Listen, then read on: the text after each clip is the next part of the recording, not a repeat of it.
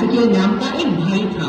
दोनों की अच्छी जमती थी, पर अन्य भाइयों की तरह इन दोनों भाइयों में भी कभी मतभेद या झगड़े होते थे। एक बार गणेश और कार्तिकेय जंगल में घूम रहे थे। वो फल देखो, कितना अनोखा है ना? हाँ, मैंने भी ऐसा फल कभी नहीं देखा। चलो फल तोड़ते हैं। दोनों पेड़ की तरफ भागे और एक साथ उस फल को स्पर्श किया। ये मेरा फल है, मैंने इसे पहले देखा। नहीं, ये मेरा है, मैंने इसे पहले स्पर्श किया। दोनों फल के लिए झगड़ने लगे। दोनों वो फल बांट कर खाने के लिए तैयार नहीं थे। उन्हें बस उस फल पर अपना हक जमाना था। फिर दोनों ने सोचा, क्यों ना माता पिता की मदद ले। वो दोनों घर के लिए निकल पड़े। कैलाश पर जाने पर दोनों ने माता पिता को वो फल दिखाया। माँ, ये फल मेरा है, मैंने इसे पहले देखा है। नहीं, ये मेरा है, मैंने इसे पहले स्पर्श किया है।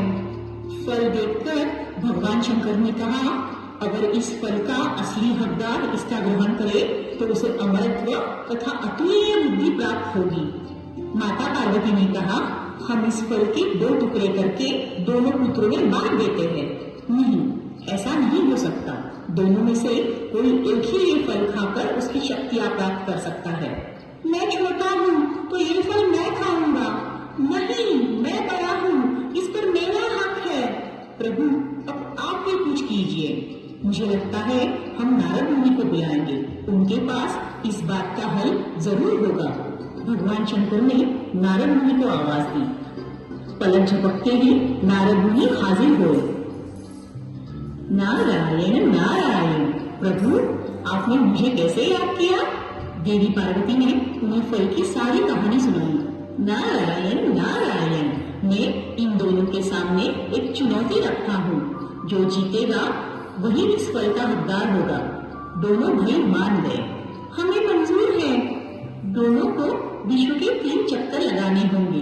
जो 3 चक्कर लगाकर प्रथम कैलाश पर्वत पर हाजिर होगा, उसे विजयी घोषित करके फल दिया जाएगा। मुझे तो ये सर्वोत्तम सुझाव लगता है। हमें चुनौती स्वीकार है। कार्तिकेय तुरंत अपने वाहन मोर पर बैठा और विश्व के चक्कर मारने निकल पड़ा।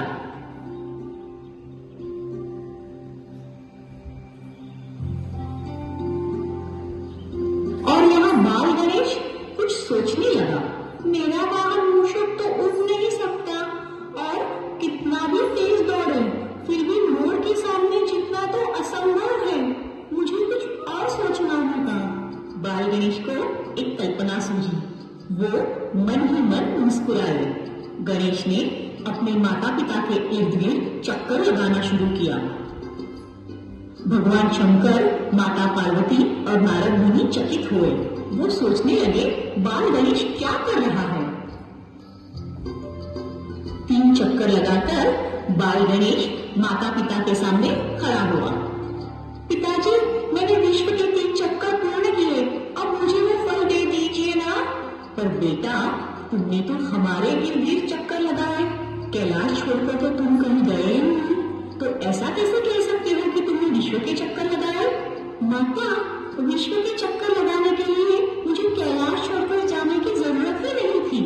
वेदों और शास्त्रों में लिखा है कि माता पिता के चरणों में ही विश्व है। तो आप दोनों में विश्व हुए ना। जब मैंने आपके इर्द गिर्द चक्कर लगाए, इसका मतलब कि मैंने विश्व के चक्कर लगाए और अपनी चुनौती पूर्ण की।